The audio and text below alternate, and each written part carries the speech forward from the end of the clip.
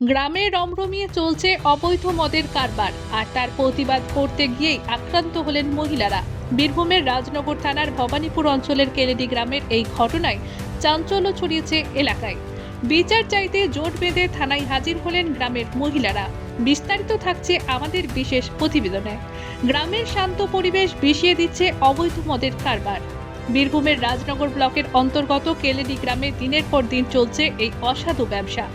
গ্রামের মহিলারা অভিযোগ করছেন, এই বিষাক্ত নেশার কবলে পড়ছে এলাকার যুব সমাজ, কিন্তু প্রতিবাদের পথ কি তবে রুদ্ধ? মহিলাদের অভিযোগ, যখনই তারা এই কারবার বন্ধের দাবি তুলেছেন, তখনই তাদের উপর নেমে এসেছে আক্রমণ।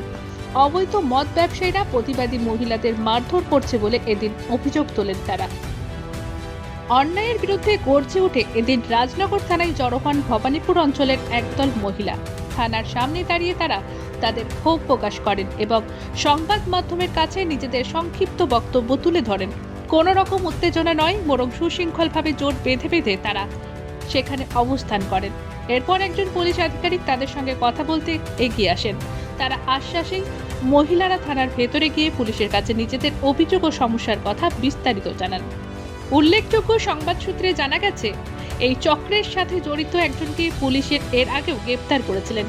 তবে আজকের এই সংঘবদ্ধ প্রতিবাদের পর পুলিশ প্রশাসন নতুন করে কি পদক্ষেপ নেয়, এখন সেটাই দেখার। রাজনগর থেকে সৈয়দ আব্দুল আলিম ও মোহাম্মদ শফিউল আলমের রিপোর্ট, প্রাইম রিপোর্টার।